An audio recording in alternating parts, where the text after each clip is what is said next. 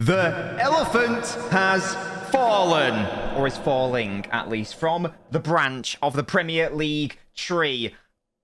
Gaskey's got the bottle out. We are going to be discussing the biggest game of the season so far, and what should have been, on paper and in theory, a close match actually turned out to be relatively calm evening for Manchester City. First and second, is it even a title race at this point? Were City just putting Arsenal in their place? Are there still any positives to take from Arsenal? Are there still potential Premier League winners? Are they still in the race, or is it totally over? We're going to be discussing the match itself, the ramifications therein, Arsenal totally capitulating in recent weeks, and also the mentality of this side and where it's all gone wrong for them, and whether City can do the business now. Speaking of it going wrong, I know it's been a minute since it happened, but United did crash out of the Europa League, all but going through to the FA Cup final as well. Gaskey's got his gears ground about that. Not necessarily the match, more the sort of aftermath. That's right, isn't it, Gaskey? That is it. Yeah, the aftermath of just people's reactions and over-exaggerations, I feel. Yeah, absolutely. So we'll chat about that. Newcastle battering Spurs. This has got to be some sort of like changing of the guard. The symbolic victory. Spurs, are they going to come out of the Big Six sooner than we thought? And Newcastle replacing them. And Chelsea with yet another defeat. Who would have thought? So many games to talk about. We obviously can't talk about everything, so we'll be focusing on the key action from mainly the top of the table, and obviously talking about United, Gaskey's team, and answering your questions in NobGas. Loads of good questions to get through. But Gaskey, without further ado, there's only one place to start, and that is Manchester City 4-1 Arsenal. We will slander Arsenal. We'll slander Arsenal, obviously. They have to be slandered. Mm-hmm. And it's fun to do it, isn't it? It's not a podcast about an Arsenal slander. Exactly. So, in good time, let's first of all talk about Manchester City and how good they were, and how just from basically minute one, they absolutely outclassed Arsenal. It wasn't even really a close contest. It wasn't. They pressed them. There was just holes appear. They just created. I mean, it's unfair to just constantly, say how bad a team is when another team's so good. But there was just holes in Arsenal's team. They were just, and De Bruyne and hAaLaNd'S just sat in the holes, and it was too easy. Like, you rewatch the goals, and they were good finishes, but they shouldn't have had them chances for most of them. Like the first goal, he's surrounded by 5 players, De Bruyne, and all he does is take one big touch one way, and then he's a shot. How can your potential Premier League champions allow that? It's I just don't know where it went wrong for them. Like like the last couple of years when it's been City Liverpool, you look forward to the game and you knew it was going to be just quality. And honestly, Arsenal let us down as fans of football when you're expecting that type of match, and it didn't happen. So just based on that fixture and the one at the Emirates, they shouldn't be champions just based on that. Yeah, it's really tricky to win the title if you lose both games to your title rival. Like, it's almost impossible. And not even compete. Yeah. In both games either. Yeah, at least at the Emirates, the first half, they were good. I thought better than City, but then second half, they were just nowhere. And they were nowhere in this game either. City set up very interestingly. There wasn't. I mean, before we even talk about the match, let's talk about the pre-match thoughts between you and I in our DMs. You were sweating, and I was like, "It's okay, it's okay." Just so you all know, I predicted 3-0 at half time, and I was close, and I was also close at full time as well. So I'll take that. Gaskey was just messaging me going, "Oh, don't worry about it, you'll be fine." I was threatening, going, "Oh, but there's no Ake. What about Saka? We don't have a left back." Akanji at left back. Yeah. Why is Laporte not playing left back? Yeah. And Akanji didn't have to do anything that first half. Let's be fair. So we'll get to Akanji and all the brilliant individual performances. But yeah, going into it, I was more than happy with a point. That would have been fine. Obviously, a loss wouldn't have been good enough, but a win would have been like a bonus. I would have been happy with a draw because we still would have been in control of the Premier League title race. But it was interesting the way City set up. As I say, there wasn't the 3-2 sort of box midfield that we're used to seeing. I was thinking, who's going to invert? Walker, Akanji, what's going to happen? But actually, we just sort of like lined up in a sort of 4-2-4 set up, and Arsenal clearly weren't prepared for that. Arteta, assumed that Guardiola was going to just play how he has been playing basically all season. But classic Pep, the biggest game of the season, he totally changes it. It's as if he's got this book of all these tactics in it, and he's got like a plan Z at the back, and it's like he was like a shadow striker role for De Bruyne, where secretly De Bruyne is playing Haaland's role, and Haaland's doing De Bruyne's role. They'll come and track Haaland, and De Bruyne will just move off. Because I've seen Sabitzer do that for United. He kind of just distances himself away, and he's the one that is going to have the shots and get into the box. And that's as if what they did. So De Bruyne scored 2, and Haaland got the assists because it just they couldn't figure it out. Yeah. How to deal with it. And I guess if Arteta knows all of Pep's tricks, then he's got to come up with someone new, hasn't he? So yeah, it was almost like classic Sean Dyche sometimes, wasn't it? Wasn't he a big striker, little striker, route one, pump it up to Haaland. He wins the header, the challenge. He plays it to De Bruyne, the shadow striker, who, as you say, played a much more advanced role against Arsenal, and it just worked. And Arsenal were better in the second half with the pressing, and they were sort of able to deal with it, but the game was almost gone by that point. And even in the second half, even though Arsenal played better than the first, City still scored 2 to their 1.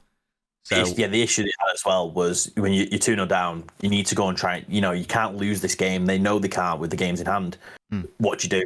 You risk losing 4-5-0 trying to get a goal back, which is again 4-1. It finished, didn't it? So, or do you sit back and just take a 2-0? You're not going to. You're going to push, but then you're going to create more gaps, and you're playing into Haaland's hands then. Yeah, creating space. So, who should have scored about 5? It was let's be fair. He had a bad game in front of goal, but they still win 4-1. So that just tells you how good they are.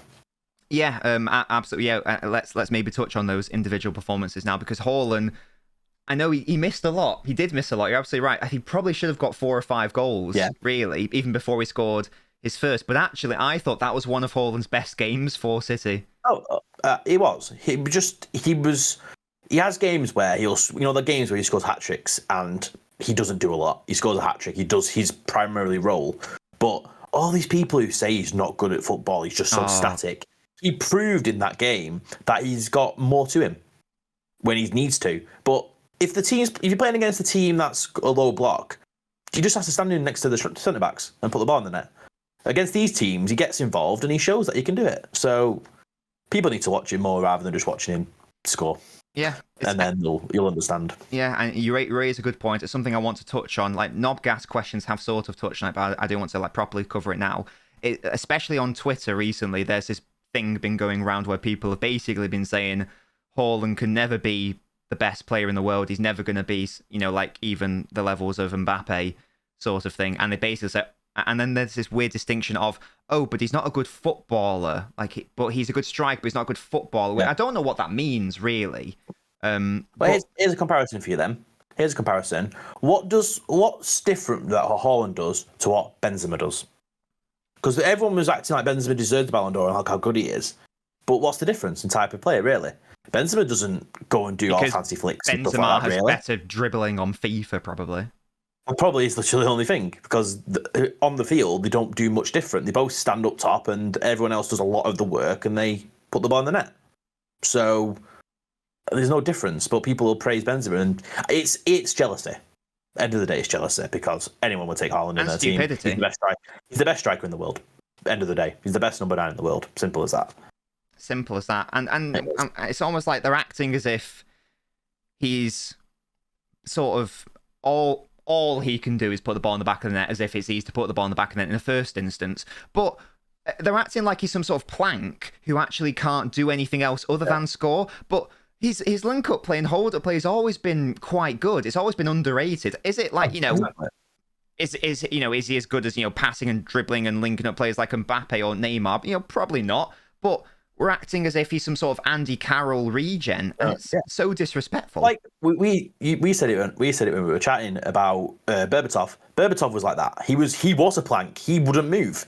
But then he'll have these games where he'll have this amazing first touch. He can pass the ball. And there was that goal against Blackburn he scored where he literally started the attack in his own box and scored at the other end.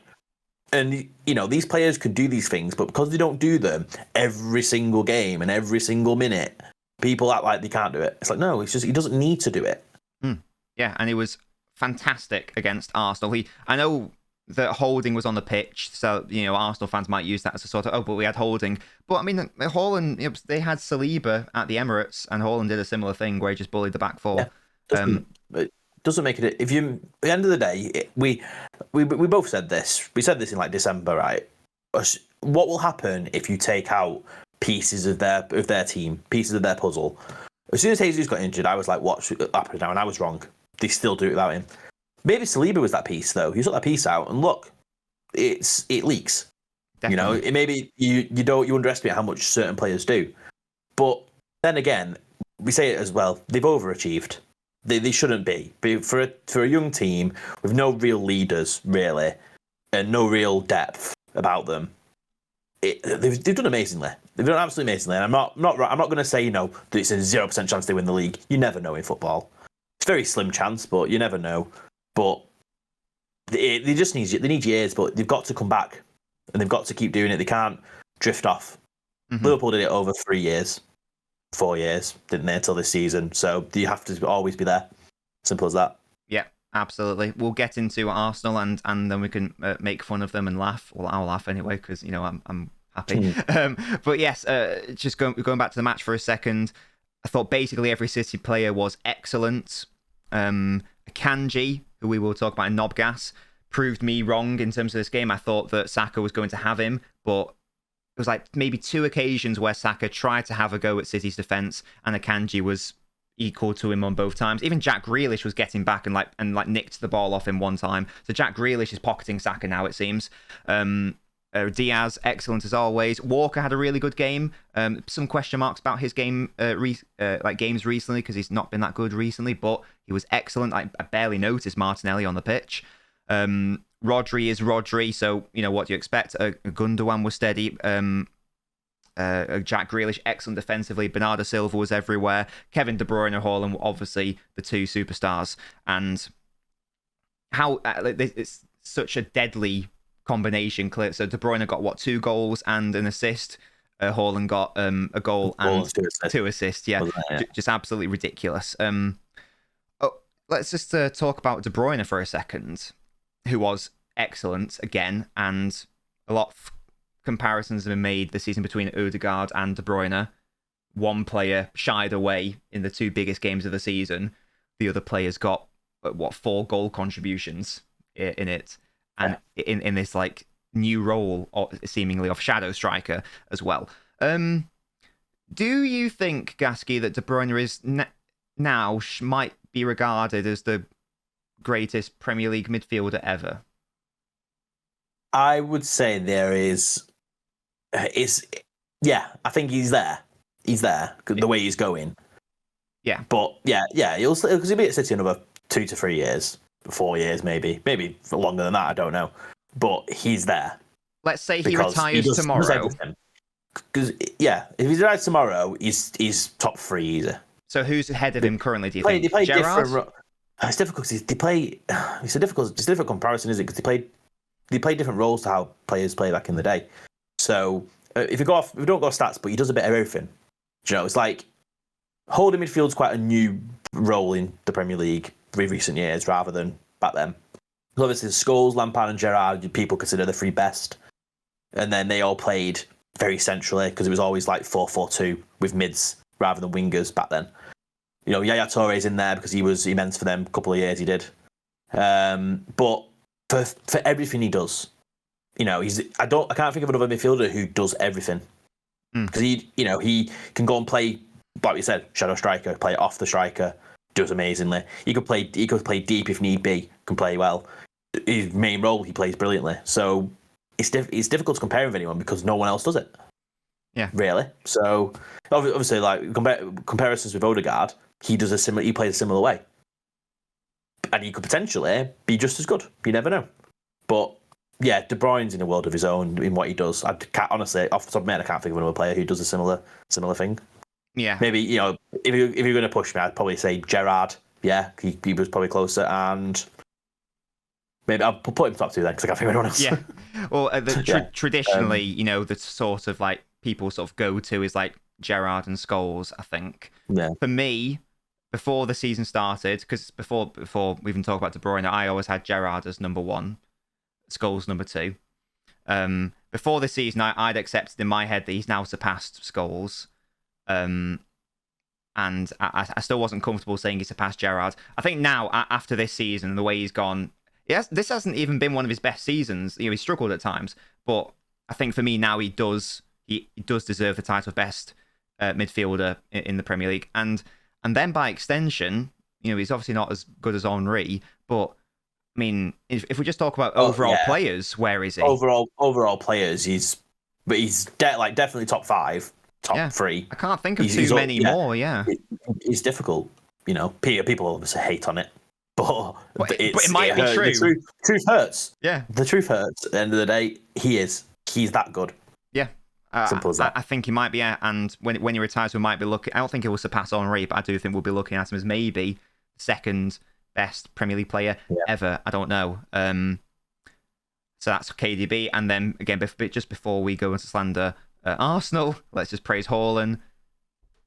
Talked about his build-up play, link-up play, fantastic in the game. Scored another goal. What a surprise, Gaskey, which now means that's a record now, isn't it? 38-game record. In a 38-game season, yeah. So he's broken Salah's record, but I mean, from like what match week 5, the real record has been the one that's been in City fans' eyes, and that's the Cole and Shearer record of 34 goals.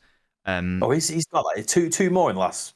Yeah, he's done it. Oh yeah, come on. Hopefully, yeah. So and he even let his hair down. Do you see that? Like he let his whole hair down. He wanted to score a goal. He wanted to score a goal without his head banding. Yeah, I know. It's just like the flowing locks. It was so funny to watch. God, principally charming. And just a fantastic performance all round. I was nervous before the game. Clearly, I didn't have to be. City were just destructive and excellent. And this little run they have at the end of the season, isn't it? It's these little runs they have at the end of the season where they just. It's there's no. Fans get fear and people go, oh, look how far behind they are. It's like, but what's coming. When he plays these matches over the Boxing Day and De Bruyne doesn't play, and he plays 15 minutes in 3 matches, what's coming. He's just resting the beast, ready to unleash him on the league. It's as simple as that. Now let's talk about Arsenal now. Obviously spent a lot of time on City, got to spend a lot of time on Arsenal now. I don't care what anyone says, they have bottled it. If they don't win from here, I'm going to go out on a limb. Might be proven wrong totally, but clearly it's City's title to lose. So I think we've got to assume that from this point, for the sake of this discussion, that Arsenal are not going to win the title. To be leading the Premier League title race from August, and they'll still be ahead in early May, but not win the title. I think it was match week 4 or something they were the leading for. There was 3 days when they weren't in the league because City played before them. Mm-hmm. That was it. That was the only time they haven't been in the lead. They've been in the lead the whole time. To not win it, and I think it was the start of March when they had 43 points, and it was no team has ever not won the league when they've been top at the start of March with that points tally. And if they don't win it, I'm sorry, it is. It's like all the fans now on social media come out saying top 4 was our main priority. It says, look, you've bottled it. It happens. Priorities change. Everyone's exactly. When you can't just go, top 4. We're happy with top 4 when you're 10 points clear at the top of the league. No, I said you go for the title. You're not just going to go, if you drop off, it's fine. No, you've bottled it. You're trying to cover your own pain by just saying this is that. It says, look, you bottled it. How many teams have bottled the leagues over the last 15 years? Says it happens. It just because they keep doing it doesn't change anything. So it does, but it's been so, the manner in which it's happened has been so odd. It's what is it? What's that now? Four games. Yeah. Without a win. Mm-hmm. 3 points in 4 games when you're top. Yeah, not good. Yeah, it's like United in 11-12 because that was what 6 points clear with 5 to play, and they lost on goal difference. Mm-hmm. So yeah, exactly. So the thing is, it's not even been. You expect them to lose at the Etihad, whatever. But before this point, City hadn't even done anything. Like, we were playing in the FA Cup and Champions League, so Arsenal had these games in hand, against Liverpool and West Ham and Southampton. City was just not, pretty. And then I'm sure City played 1 game in them since the West Ham one. Something I think it was the like West Ham that. game. They played 1 league game So it's not even like you look at the table and exactly. it's and like, oh, they're right behind us. They've done it themselves. Yeah, it's been they're their own worst enemy. Like City have just like sat back and gone, oh, they've dropped points again. Brilliant. Two of their games, they took a comfortable lead. The one of them, like games like the Southampton one, for example, they happen. You know, you just go, oh, what's going on here? What are they doing? You know, City have had games in the past. United have had games in the past where they just go behind. And it's like, what's going on? But you've already on the back of 2 bottled 2-goal leads. So you've now gone behind and conceded 2 again. It's just like what's going on, you know? And they're now conceded more than United, just saying. Yeah, well, they've conceded 10 in the past 4 games. Yeah, exactly. It's like obviously they're going to say Saliba got injured. Yeah, but that's one person. Shouldn't leak that heavily. It doesn't stop you scoring 4 goals a game like you've been doing. Yeah, it's just mental. Absolutely, yeah, and it's like these players just like didn't step up and just like going back to the City game. You could even before, like the way that Zinchenko was distraught after he gave away that Liverpool equaliser at the end, like the way the Arsenal players like fell to the floor after the Southampton draw, almost as if like they knew that they've thrown it away. There? And it's like, where's your leader in that? Where's the leader? Where's the person to big the team up? Yeah. In them situations. Well, that's the thing. No. So, outside looking in, the narrative all season has been City's title winners are now, who are now at Arsenal, i.e. Jesus and Zinchenko. They are, the leaders in the dressing room because, they've been there, done that, they've won. That was the narrative that was being spun, and, Zinchenko does all the huddles, whatever you think of that, he does them. But there's a bit of an issue there with like Zinchenko being your main leader when. Well, first of all, it wasn't good enough to start for City, so that's a bit of an issue. But then, like, City players sort of like little bro Zinchenko. And do you know what I mean by that? So, like, he'll be on the pitch and they'll be like, joking around with him, be like, oh, I think it was like after the Emirates game, they were sort of like, like grabbing his head and like, as a big brother would do to a little brother, like sort of like. He's nowhere near a leader at City. You can't just expect to go, you're a sub at Champions. I'm going to go and help the other team be champions, and I'm going to be the leader there. It's not going to happen. Yeah. If you're the one that's going off because you've just been skimmed by someone, and then you're the one that's in tears because you're like, oh, I've just lost us the game, or just lost us 3 points. That's not good luck. You should be, when all your team are falling, where's the person to be like, come on, right, we need to get our heads up. Get to a point when you're celebrating clearances and everyone's buzzing about the situation, but no, it's just gone. It's just all that's just gone in the space of 2 weeks. Mm-hmm. Yeah, and just on mentality, there have been glimpses this whole this Arsenal side is very young, yada yada yada, all that stuff. In the context of all this, by the way, they've obviously been very good this season, etc. No one's taken away. We've given them their plaudits, but there have been like glimpses throughout the whole season of like this like weaker mentality squeezing through, like the sort of petulance, like there was the Everton game when they went behind in that game, and it was just poor. No one was doing anything, and Everton, new manager syndrome, throwing everything forward. The fans are bigging up the team, and then they bounced back. They'd be comfortable against these poor teams, and when they were asked for a challenge, it just crumbled. The City game, they go behind and they start kicking off at the City players and causing surrounding trouble. the ref all the time. What are you doing? Like you're in the lead, you're at the top of the league. Where is your player to be like, right, stop it now, come on, we need to get our heads in it. You think Xhaka's the one, but he's the worst of the lot. Yeah, he's mental. Exactly. So that's what they're lacking. Yeah. Is someone just to calm everyone down. Yeah, and then like that was best encapsulated right at the end. Foden had only been on the pitch for like 5 minutes or something. So I've no idea why Ben White started. I don't know what the context is there, but for some reason, have you seen the clip, Gaskey? I've seen it, yeah. Well, I just see where he's just walking off and he just runs towards him and says something, and Foden pushes him off. But it's not, don't get Foden pushes him away. It all stops. Another Arsenal player gets involved. So the City player's like, what's going on? And then everyone just starts starting. It's like, look, he's said something. Foden's pushed him away. You just leave it there. Yeah. I don't get it. It was so weird because Foden was like, he went to Trossard, shook his hand, like everyone's doing, the post-match handshakes, and then Ben White just comes behind him and starts starting on him. He doesn't choose to go for Diaz or Hall, and he goes for Foden. said something to Foden, and Foden's pushed him away. Yeah. And like you said, it kind of brings up the whole why he left the England squad. You know, and it clearly. I'll give Southgate his benefit. I'll tell you what Southgate does well there is he's keeping these players that cause these toxic players out of the squad. Like I said to you about that Foden Greenwood situation, how Greenwood then never came back in the England team and Foden was. So clearly he knows the issues and keeps them away. Yeah. So clearly these players, he'll probably never play for England under Southgate because his attitude. Yeah. Simple as that. There's something going on there. Definitely not sure exactly, but clearly, you know, it is a bit cowardly as well to go for Foden, who's like one of the shortest players on the pitch, and rather than, you know, start on hAaLaNd'S or Ruben Diaz. It's cowardly. It's cowardly to have your solution to getting battered to go and start trouble. It just makes no sense.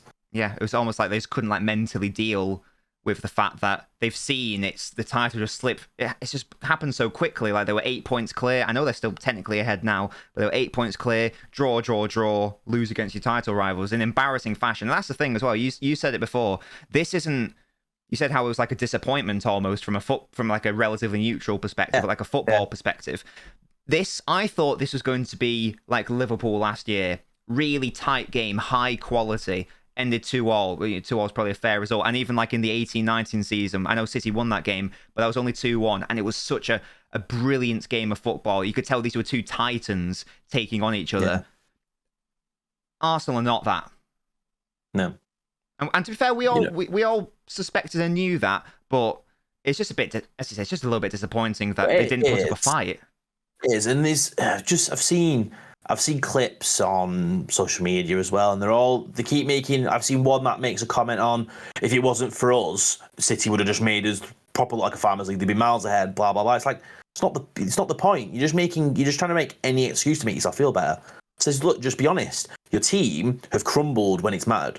Simple as that. We've both said constantly throughout the season that there's been, like you said before, glimpses of just them struggling. Like, where it just goes wrong and there's no way of fixing it. And it's going completely wrong for them now. Put it this way, from the last few results, if you compare them to all the other teams in the top, going for the top four, they just had a longer, clear run than everyone else. United had that run from after the City game till, when was it? Like, February, where they lost one game. They had a good run there. It's just Arsenal's a bit longer. Simple as that. So that's how it's looking now. Is, you know, United win their games in hand, they're 7 points behind Arsenal, and they've got easier games. If United catch them, I wouldn't be surprised in a way. Honestly, Gary it sounds Neville mental. Was right all along. It sounds mental, but I wouldn't be surprised because from just looking on the back of the last few weeks, they've still got to play. They play Chelsea next, don't they? And Newcastle then I think away. they've got Newcastle away, and I think they've got Brighton as well. So they've got tough games. United have got some difficult games, but you never know. They could get close to them. And I guess that's the issue with the whole Arsenal. If you still believe in the title race, you've got to assume you're going to win all your games, and I hope City drop some points. City could drop some points, but the way Arsenal are going, they're going to drop even more points at this rate. Yeah. They need. I would not be surprised. Chelsea have been shit, right? They've lost the last 5 games. I would not be surprised if they go and beat Arsenal by the Emirates. That would be hilarious. Just the way it's going, that would just be brilliant. The fact that, you know, they go and beat them. That's even worse, because that's like a team that clearly can't win. That they just, anything they do just turns into shit. That they polish that shit pretty much for them. It's just. I can see it now. Jorginho, the former Chelsea player, slips on the halfway line, and Mudryk, the Arsenal target, surges in and scores the winner in the 90th minute. That would just be brilliant. That'd be great. That just is, you know. But yeah, Gaskey, do you have a certain degree of? Well, I certainly do. To be fair, it's more sort of like calm, because at the start of the season, you and I were both adamant that Arsenal were not going to win this title. They might still do, obviously. Huge, you know, asterisk there. This is not hypothetical that they bottled it. Yeah. So how like happy and maybe smug are you that you and I were both like right at the start of the season now? I'm relief. Smug There's and relief happy. there. Yeah. There's relief because I don't like to be wrong. I'm a human. I don't like to be wrong. Yeah. But it got further and further away from me. I was like, don't win it, because if this podcast does well, I'm getting quoted and I'm screwed. So yeah, I'm glad. Yeah, I'm glad because it's to me is where I'm a neutral in terms of who's playing. Like I want United to win everything. Simple as that. You want City to win everything. I'd rather them not win anything. So from that point of view, yeah, I'm glad. Obviously, it puts City close to a treble. I don't want that. Simple as that. But yeah, I'm glad that I'm looking like I'm right, and that we're right in this whole situation, because we kept saying after these results they haven't played well. Yeah, it's just going their way, which is simply what it's doing. And the last few games have proved that they're not the finished product. I don't think they think that they're finished product. They're not. They shouldn't be in a title race. Simple as that. No one should be in a title race, really, because no one's been good enough throughout the year. Arsenal, just like I said, have just had a better run than others. Yeah. So they could go to the end of the season now and win one game. And it's just their run came longer than the others. So. And just on but that, yes, I'm happy. Just on that, obviously this Arsenal side isn't the finished product. I know we talked about Arsenal for a lot, half an hour. This will be the last question I ask for you. They're not the finished product. Next season, next transfer window, etc. Do you see Arsenal strengthening and therefore being a similar level and maybe becoming more like the finished product, or is this a flash in the pan situation, and are a lot of these players going to be regressing in terms of their level next year? I don't think they will. It depends how honest you want to be, because I would say they've overachieved a lot, but I still think they'll compete like Newcastle and United have been, where they're involved in the top four. Maybe the gap won't be as big, but I think they'll be around there. But do you think they'll be in a title race? No. Right. So this is a flash of the pan season then. Yeah. Well, yeah. In terms of a title race, yeah. But I don't think there'll be a Liverpool-Chelsea situation where they just end up fighting with Brighton. No, yeah. I don't think they'll capitulate. I don't think it'll be that bad. But honestly, next season, I don't know who can compete with City. It's going to have to be. I just think it's going to be another team like Arsenal, where they'll just overachieve, because no one has a right to even be near them. Let's be fair. It's tricky, isn't it? So, there was a period, like I guess the hope was, City will require a whole season to transition to working with haaLaNd. It only took really. There were a couple of shaky months, but they seemed to have perfectly adapted. Take any time. He scored 4 in 2, didn't he, or something stupid like that? It took nothing. But I mean, the rest of the team. I know he adapted fine. I mean, the rest of the team to him. Yeah, it took 2 periods of haaLaNd can't do it. City can't be shit with haaLaNd. So yeah. I wonder if anyone still genuinely believes that. The haaLaNd makes City worse. It's jealousy. Of course they do. they hate to admit the truth. The guy is the best striker in the world. Put him in any team, makes the team better. Simple as that. We'll be talking a lot about haaLaNd later as well. We don't have too much time for the other games because we talked a lot there, but that's fine. We were conscious to talk about that one. We'll get to United. Don't you worry, Gaskey. It's becoming a custom on this podcast. Do you want to laugh at Chelsea just for a couple seconds? Yeah.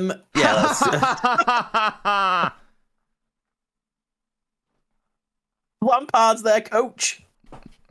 It's so funny, isn't it? Gaskey, it's a good thing that they sacked Graham Potter, otherwise the results may have got embarrassing. Look at it. They're fixing everything, I know. 10 points from relegation now, and they've still got big games. Ooh, it's getting risky now. Imagine. I wonder if these players in this Enzo Fernandez 8-year contract is relegation a criteria. I fucking hope so. Then sorry I cut you off. Then did you want to say something about Chelsea? I was just saying about the 10 points off relegation. Of course. And they've got difficult games, and for some reason all these teams at the bottom are winning games. Yeah. So hey, be afraid. West Ham are coming for you, Chelsea. Aston Villa have already been and gone. Yeah, Forest. Bournemouth. You just need to hope Leeds, Leicester, and Southampton will just keep being shit. Yeah. It's a good thing, and I'm sure Chelsea will be better next year, but that would have happened no matter who's in charge, because it takes a long time for players to embed. Even their situation as well, like Pochettino's your option. Like, Isn't I've got that nothing funny? against Pochettino, but that is literally like, why get Pochettino when you had Potter? And that makes no sense to me. Like, in my eyes, they're very similar in how they manage a team. Yeah.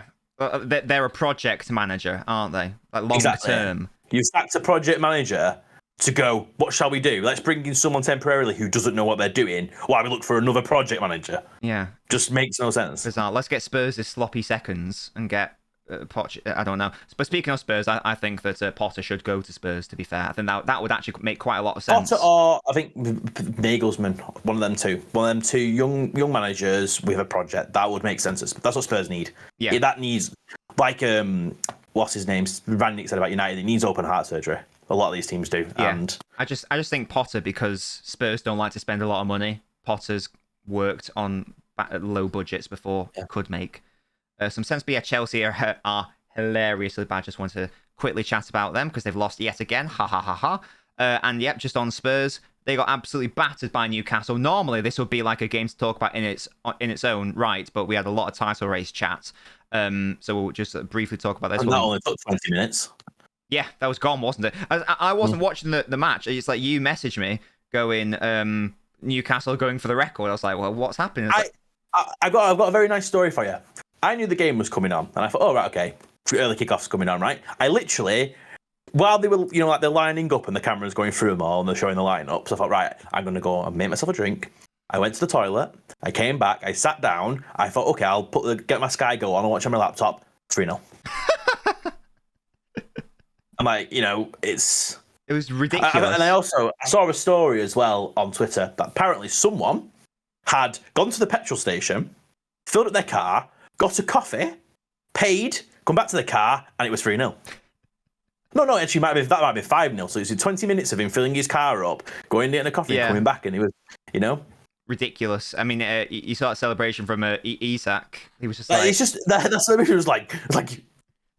What's going on? Like what? Yeah, and this was a very symbolic match as well because we've talked about it many a time. Newcastle are inevitable; they're coming for that big 6 spot. Someone's got to drop out. You don't want to be weak when Newcastle are sniffing around. Yeah, and can I just be fair as well? Before people start going about the oil money and all that rubbish, they've not even started.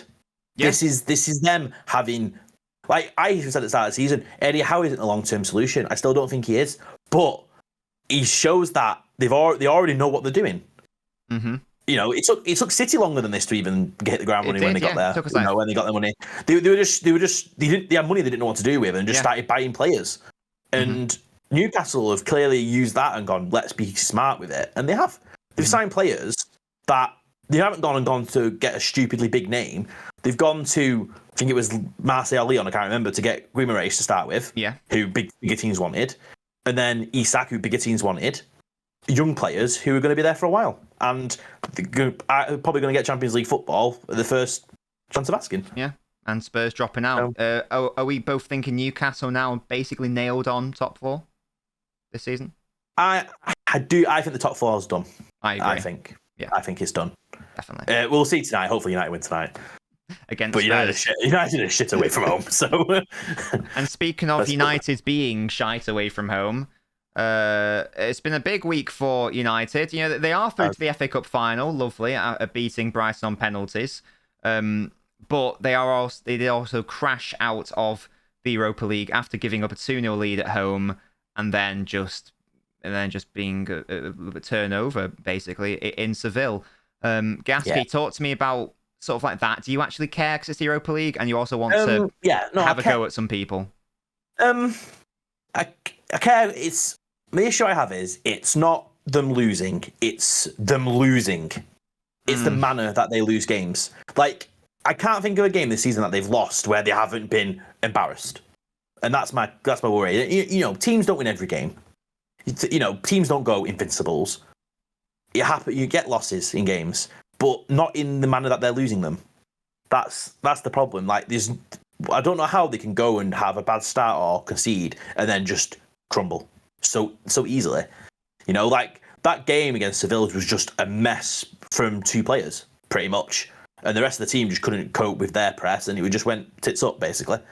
Which, if it wasn't for the 7-0 and the 4-0 against Brentford and the 6-3 against City, that game I'd just be like, what an absolute mess. And then you leave it. But it's happened too many times. And Ten Hag said as well that they need to learn like how to It's a mental thing, pretty much. And the last week has proven that Maguire is the problem, because Lindelof was fantastic against Brighton. So it's clear him, and then you put Shaw next to Lindelof, and it works. So I hope that's the centre-back pairing tonight, to be honest. Yeah, it's just a massive indictment, isn't it, on Harry Maguire? In fact, Gaskey, could you have a bit of a rant about Maguire for me, just because Mrs. Nobbins has got some food for me? So you rant about Maguire for like 30 seconds or so for me. Maguire is poo. Maguire is a fridge, a very rubbish fridge that doesn't work, and I've had enough of this fridge. Okay? He's not good enough. What's going to come out of Nobbins' ass after he's eaten that? He's what Maguire. He's going to have a Maguire. Gaskey, rate the plates. These are chicken tacos. They're cracking. You go for the soft taco shells. I like it. Oh yeah, I prefer soft taco shells to hard taco shells. Just even better. Easier to grip, less mess. Let's be fair. When I have tacos, technically the wraps, because I just make them into a wrap. I don't eat them as a taco. That's basically what this is. Yes, it's a chicken wrap with some not garlic aioli, but you know what I mean. So, you're right when you say this podcast isn't like any other podcast. Tangents, but yeah. Yeah. As I was saying, yes, this is the problem. This is the problem. Like, as long as Ten Hag's allowed to do what he wants to do, which is dismantle the team, the fact is he shoves Maguire straight on the bench is one of the first things he did when he took over. Mm-hmm. Is a good sign. It's a good sign, and that's the start. You'd rather play Shaw at centre back than play him. Simple as that. The goalkeeper situation needs to be sorted. Yes, because De Gea is that definitely needs to be sorted, because it's you can get a shot stopper from anywhere. But he's not a modern goalkeeper, right? He's going to be a legend at the club, simple as that, but he's just not a modern keeper. People will constantly praise saves he makes, but he's been out of date for like around 5 years now. No, exactly. Like you can save shots. Any keeper can save shots.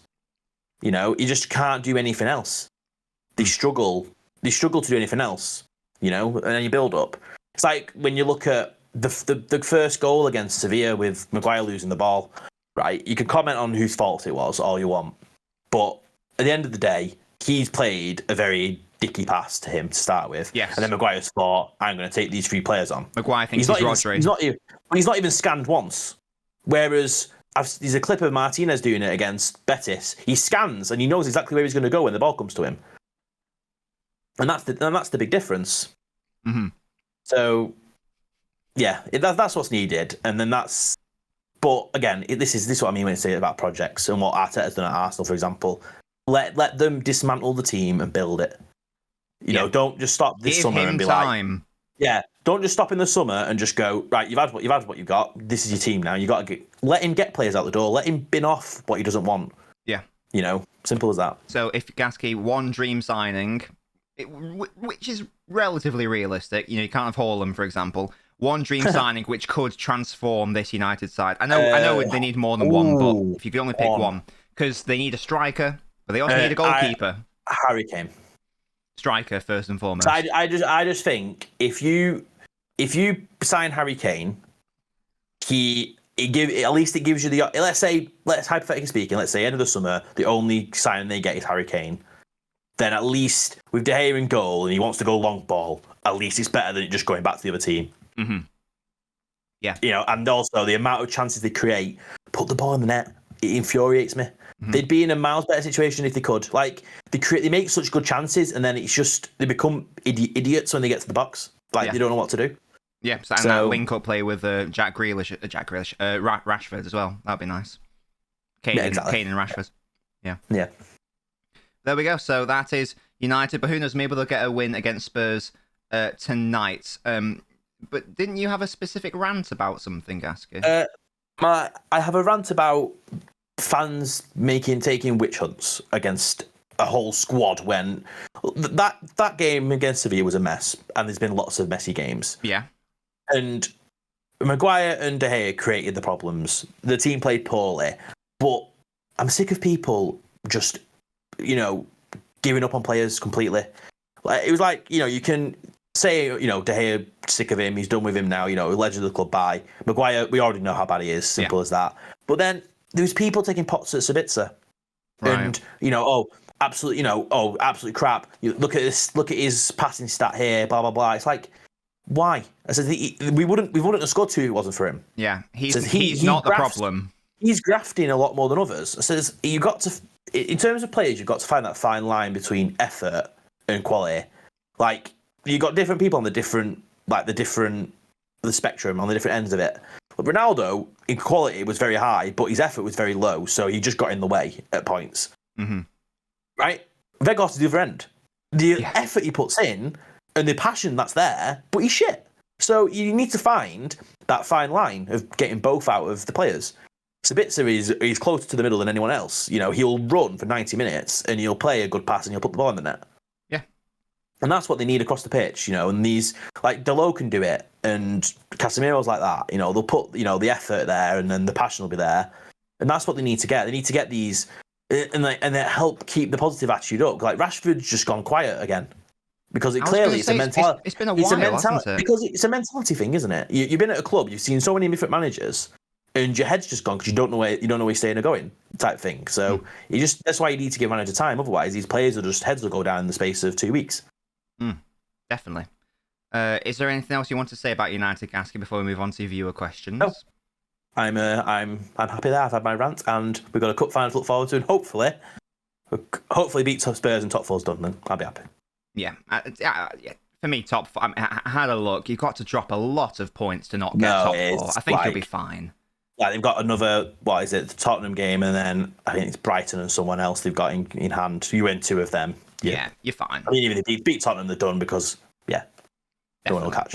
100%, yeah. And at least the League Cup, maybe an FA Cup trophy as well, and even maybe stopping a potential Man City treble. That'll be worth its weight in gold. But that's not for a while. FA Cup final. Yeah, plenty of games. June. Indeed, yeah, plenty of football to be played before then.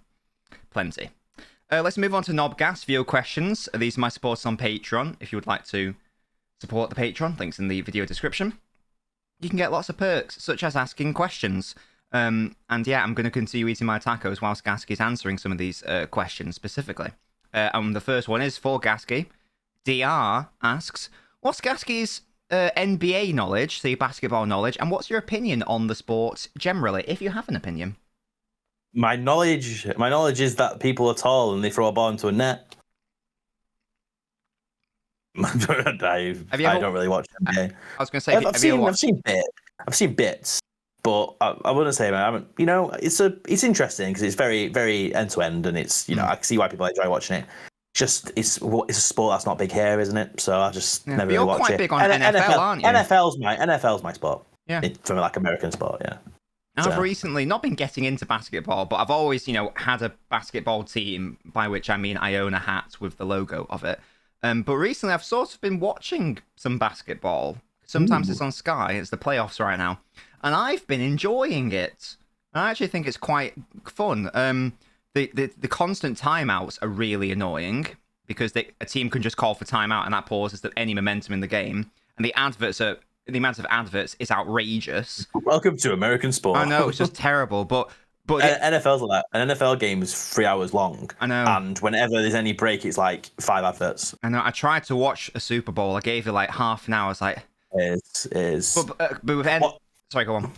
Yeah, what's good is if you watch when the games are on a Sunday night and you put it on, like it's called Red Zone, and all it is they'll just show touchdowns and plays. And then Red Zone sounds like a porn website. Red Zone. No, it's called Red Zone because it's just because it's the end zone. Red Zone is what they call it. Okay, I'll have to take your word for that. I'm not so okay. I don't know. You've literally got a red light in your room. Do you know what it means when you put a red light in your room? It means I got a lady over. No, it means that It means you know the red light district. Yes. It's Well, it was just you told me to get this light. I'm not having this slander. Okay. Okay. I'm not having this. Gaskey's a prostitute. Oh, hey, what I do with my body is my concern, not yours. Hey, I'm all for it. You make that bread. You do that. Miz asks, do Arsenal deserve the title? Probably not. No. They're just a very good best of the bad bunch, I would say. They deserve to win it if they win it, but I don't think they're going to win it now. No, they deserve to be where they are because they've been better than everyone else past City, to be fair. But you've got to beat City. You have to get at least 95 points. Simple as that. Something like that. 100%. Will asks, who's the best manager of all time? Brackets. It's Pep. Close brackets. So, Gaskey, this discussion can go forever. So I guess it's got to be between. If you don't think Pep is the best manager, you've got to at least think he's second best. Well, their best manager of all time, he's up there because it depends how you define it. Like, it's like saying who's the best player. Like, do you go off what they've won? Do you go off their records? What do you go off? Well, it's Messi. He's up there. Of course he is. Well, yeah, because Messi's done everything. Yeah. Like Pep's done everything. It depends how you look at it. Like, because I've seen there's I think there's like a discussion that's going on Twitter at the moment because people say like, oh, he invented this type of football. He's invented this type of football. Like for example, Sir Alex Ferguson's gone through 3 generations of different types of football, and he's always been at the top. Right, which you've got to look at as a very amazing thing he's done. Pep took football and he birthed like the typical 4-3-3 with a holding midfielder. No, Premier League did not have holding midfielders back before Pep. They did. It wasn't a thing. They weren't as common, that's for sure. It was 4-4-2 was the way to go. Simple as that. It was two midfielders, 2 strikers, and now 4-3-3 became a thing with a holding midfielder. And he's brought that to the Premier League. He made that what it is, and he's up there. Of course, he is. He's one of the best to ever grace the game. People can sit there and moan, "Oh, he's just spent loads of money. He's not done it at other places." It doesn't make a difference. If he's one of the best at his job, he's going to go to the best places. Simple as that. Mourinho's been to all the best places, and now he's at like a Roma because he's, Pep might end up there in 10 years' time. He might end up going somewhere else. He might end up going to like a Roma. He won't, because he will never be washed. Mourinho is washed. I don't care. The Mourinho Guardiola comparisons annoy me. Different tier. Mourinho is not elite anymore. He's a dinosaur and wasn't able to move. It's like the arguments we have with or debates we have with footballers. Mourinho had a very very small period of time of how good he was, and then from 2005 to 2010, like 5 years of very, very good. Whereas Pep's been doing it since 2007. Yeah, constant around then, 15 years. There you go. That's my boy. I think he will end his career as the best manager, no doubt, in my head. No, the way he's going, yeah. Yeah. Definitely. Jack asks, can you do a worst Premier 11 draft? We will, but we'll have to do that for a whole segment because that's quite a big one to do, but we will do that. You're going to have to make me think there. Yeah.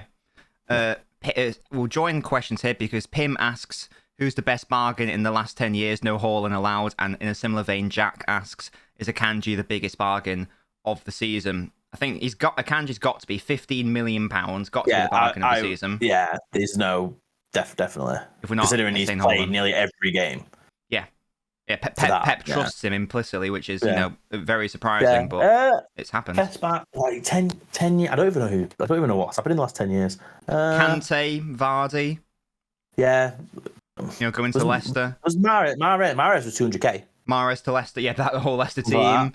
Yeah. Yeah. Players on a free transfer, probably. Free transfer. I can't think of who else there was. I'm sure there'll be a few, but I think you've got to look at that Leicester team. Zlatan. Yeah, I think you won 1-2 things for that 1 2 years. I think it's got to be that Leicester team. Really, there's so many bargains there. You're looking at definitely. Yeah, you can even say Salah for like, what was it, 30-40 million relatively. That's not too much. Maybe. It depends how big of an impact you're expecting as well. Yeah, exactly. Like to sign Mahrez from the second division in France in the Championship to then winning the league, then him getting 60 million for him to City to then win leagues again. I think that one wins personally. Definitely. Kante, speaking of Leicester players, Kante asks, was the Ashley Barnes handball a handball in Blackburn versus Burnley? Yes, it was. Blackburn were robbed, in my opinion. It was the most blatant handball I've seen. Don't know why VAR isn't in the Championship. That's odd. Again, we can sort of combine these because it's very similar from Will and Mo. Will asks, does hAaLaNd have GOAT potential, or can a player like hAaLaNd never be as good as Messi? And then Mo asks, at what point do the sheer goal-scoring numbers of a player outweigh overall play? So the first take I have on that is, I don't think any anyone in our lifetime would be better than Messi. No. But I think, but there's no. Yeah. Sorry, Gaskey, go on. I was just gonna say, like, he has the potential to be up there with, like, you know, the Ballon d'Or winners, basically, because the Ballon d'Or winners are your best ever. Yeah. He's got the potential to be the best player in the current crop of players who are playing. Yeah. Messi and Ronaldo are too far ahead. Like, they are ridiculously far ahead. Like, he would literally have to be. But I think people say he has to be perfect for 20 years. Like, pristine. Mm-hmm. Gaskey, I've got taco in my mouth. I need you to keep talking. I'll go to the second question as well. I've always hated that question. The question of goal scoring against overall play, because goal scoring is part of overall play. If you're an amazing goal scorer, that is you. Again, we're saying it again. His job is to score goals. Obviously, it's about hAaLaNd'S. You can tell. It's his job. His job is to put the ball in the goal. Yeah. Right. If he's the best at doing that, he's done his job. It's like a centre back, right? A centre back has a job, which is to stop the ball going in the net. Yeah, to have an the team aura. Getting clean sheet. In Van Dijk's case. Certain defenders have auras, but because of the way it's weird, because of the way the game's evolving, you know, everyone's a ball player. Like, everyone gets involved nowadays. You know, you have fullbacks that invert, centre backs that are able to pass the ball, and you know, and stuff like that. But you know, still a striker still has a job to put the ball in the net. We don't know what Pep's tactics are. Only he really knows, and his team.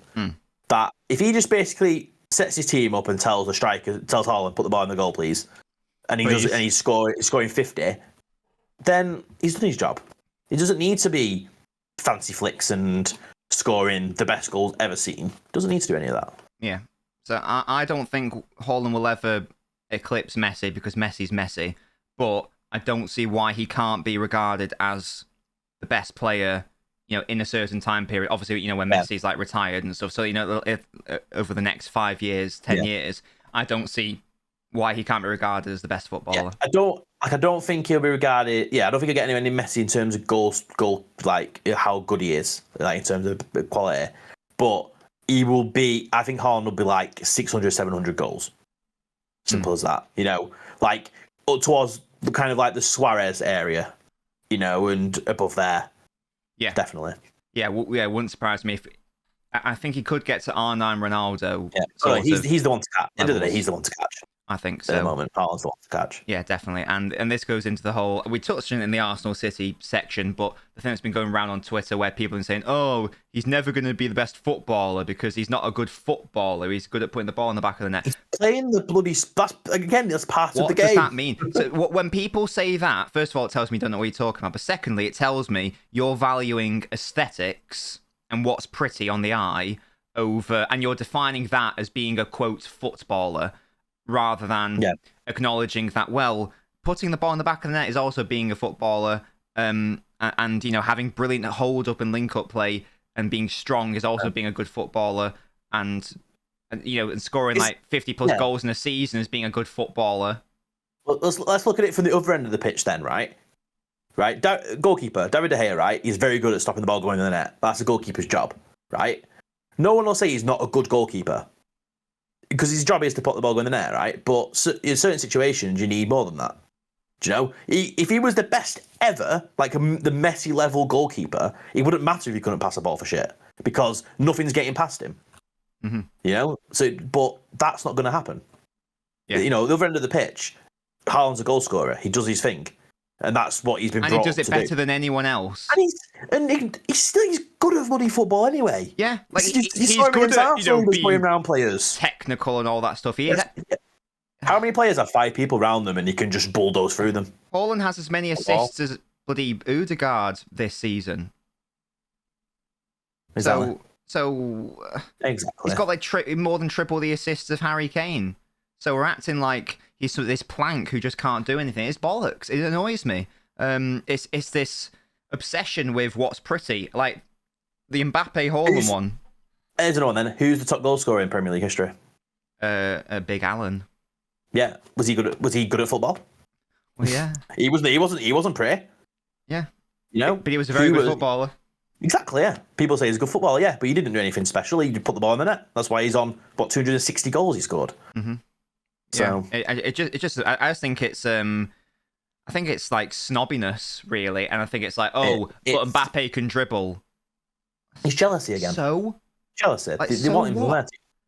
I know who I'd rather have in my team, and it's not bloody Mbappe. I'm gonna cry like a bitch baby because I'm not playing our position. Obviously, you'd want both. but yeah, but that's the thing. So right now, Mbappe's better than Haaland, whatever. But if Haaland is who's been better this year, let's say he's also better next year, and he's also better next year, and he's also better next year. In what reality are we saying that Mbappe's better than him? Because Haaland's had 4 seasons in a row where he's better than him. No, yeah. Like I think it was the example I gave you. If you got the ball on the halfway line and a full team in front of you, you'd rather Mbappe have the ball, but you'd rather Haaland be the one to finish it off. Yeah. What was that? It just annoys me. I say it's this weird snobbiness of you're not pretty enough for me to watch. So I'd rather my player score 5 world-class goals than 50 fucking tap-ins. So, we only talk about City boring to watch because they just pass the ball around. Pissing me off. Wins the games. It annoys me. But there we go. That is Erling Haaland. And just the last thing to say on that, and ask Gaskey this: Berbatov and Van Nistelrooy. Who was the better footballer? No one is going to say Berbatov was a better footballer than Van Nistelrooy. No one. Berbatov was like he was the closest thing to a plank, but he had the best first touch I've ever seen. A brilliant first touch, very pretty to watch. Excellent technical ability, and Van Nistelrooy on the other hand, he only scored 1 goal outside the box for United, got to be a tapping merchant, he's not even that good. He's involved in a lot of the records. Yeah, no one is going to say Berbatov is a better footballer than Van Nistelrooy, so I don't know why we're doing a similar thing just because Haaland isn't pretty to watch and all that stuff, but yeah, whatever. I'm annoyed, Gaskey, can you tell? Yeah, but you're going on holiday tomorrow. Oh, yes, that's a good segue. I'm going on holiday, guys, so you're not going to be able to listen to our dulcet tones for a couple weeks. Did we establish it was like the 15th-ish when the next podcast might be, Gaskey? Let me check my calendar. We're looking at 15/16th of May. Okay, yeah, so it's going to be a while. Lots of games will have been played by then. City's first leg in the Champions League will have been played by then. I know, tough time. So we'll see. I know, before anyone says, I know there's not going to be me on my own. I can't do that. That would be. I'm mentally not prepared. it'd be weird. Hey, if you want to hit me up when I'm away. If you want to give it a go, we can find out. Or do you want me to stream? Put in the comments on YouTube if you want me to stream the games. Gaskey doing a City watch along. That'll be good. But yes, guys, that's been the podcast. It's going to be a while since you next hear from us. Hopefully you enjoyed this one. A slightly longer one than usual because we did spend a lot of time on City Arsenal. But it's the biggest game in the season, Gaskey. We had to, didn't we? You have to, don't you? You have to. Yeah, it's not our fault Arsenal was shit. So yeah, and the City were brilliant. It's not our fault. Yeah. And it's not our fault that people have been for that. slandering Haaland. Like I've got to back my boy. I'm not having it. I'm not having him disrespected like this. Of course, he can be the best footballer in the world, you stupid idiots. Yeah. Bros before hoes. Yeah. And just because he's not as good as Messi, it's not, the bar isn't Messi or nothing. It's not like, the book doesn't stop at Messi. Like, you I mean, yeah, he's at the front of the book, and there's a big gap to the next person. But he's going. But a player can be the best player currently without being compared to Messi. And Messi's not going to be here in like 3 or 4 years. Haaland will be, and then we'll be talking about who's currently the best player in the world, not who is the greatest in history. There's a big difference. Yes. Hey, I'm annoyed. I'm going to go finish the rest of my tacos. Gaskey, have you enjoyed today's podcast? As always, it's been lovely. You know, we laughed at Chelsea again. Mm-hmm. We've been able to laugh at Arsenal. Let's hope I can have a happy evening and United come in. Yeah, that would be nice. Fingers crossed. That'd be nice. Yes. That'd be nice for Gaskey. Pray for Gaskey. Pray that United beat Spurs for his sake. But yes, we won't be back for a couple of weeks. Really hope you enjoyed it. But this has been the NobCast, and realistically, City should be almost have won the title by the time we are back. But we shall see. I've been Nobbins. I've been Gaskey. And we will see you guys next time. Goodbye, guys.